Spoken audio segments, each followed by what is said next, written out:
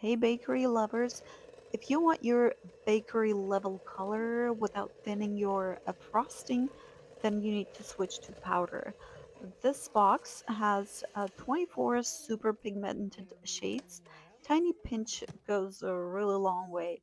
Comes with a little scoop that you use to literally a tiny pinch. Just and it's also good to actually do less, mix it, and then decide if you need to add more versus the other way. You can't really reverse. So for our cake, we used blue one. I already showed how we mixed it.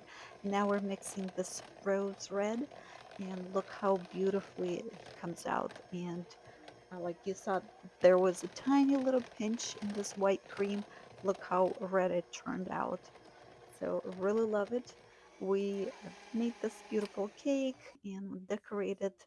Just look at that rich blue.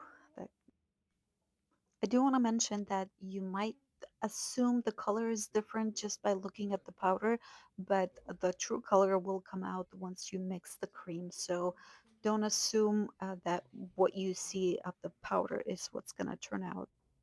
The powder is flavorless, so it won't affect the taste of your cream. It's gluten free and also ideal for vegans. So grab your 24 pack before your next baking project.